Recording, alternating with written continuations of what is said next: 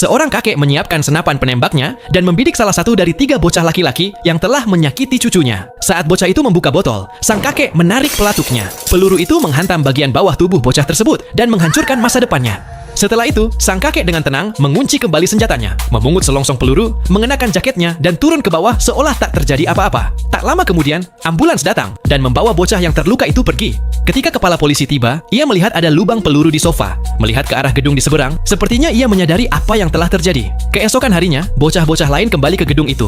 Sang kakek lalu pergi ke kamarnya, mengambil senapan penembaknya lagi, dan membidik bocah itu yang juga telah menyerang cucunya.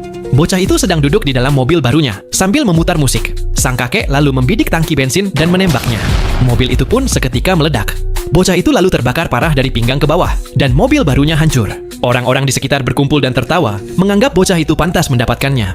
Setelah 2 insiden mencurigakan tersebut, kepala polisi mulai curiga bahwa sang kakek veteran bernama Ivan mungkin terlibat. Ia memperingatkan putranya agar tetap di dalam rumah dan menjauh dari jendela. Bocah itu segera memindahkan tanaman untuk menutupi pandangan, menutup semua tirai, dan duduk di sofa sambil ketakutan untuk bergerak. Kepala polisi datang bersama timnya untuk menggeledah kamar. Mereka memeriksa setiap sudut, tapi tidak menemukan sesuatu yang mencurigakan. Saat ia mulai frustasi, seseorang mengetuk pintu. Ternyata, itu adalah bibi si gadis yang datang untuk mengambil kuncinya.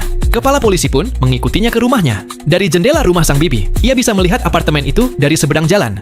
Sementara itu, sang kakek berkeringat gugup saat polisi membuka loker miliknya. Tetapi loker itu kosong. Ia kebingungan dan bertanya-tanya, kenapa senapan yang ia sembunyikan itu bisa menghilang? Kepala polisi lalu bertanya kepada sang kakek, apakah ia terlibat dan ingin melukai putranya? Sang kakek lalu menjawab, jika kau ingin tahu, tanyakan itu kepada putramu. Jawaban sang kakek membuatnya terkejut. Mengira sesuatu yang buruk telah terjadi pada putranya, kepala polisi bergegas pulang dan menggedor pintu. Tetapi tak ada jawaban. Panik, ia mengeluarkan pistol dan hendak menembak kunci pintu. Seketika, tiba-tiba terdengar tembakan dari dalam. Tembakan itu mengenai perut kepala polisi. Ternyata, putranya ada di dalam rumah. Ia ketakutan, dan tanpa sengaja ia menembak ayahnya sendiri. Pada akhirnya, ketiga bocah laki-laki yang telah menyakiti cucunya mendapatkan balasan yang setimpal, dan senyum gadis kecil itu pun telah kembali. Namun, sang kakek masih tak mengerti bagaimana bisa senapan yang ia sembunyikan di lemari bisa hilang begitu saja. Nah, cuplikan adegan dari film ini bisa kalian saksikan dengan judul Voroshilovskiy Strelok 1999.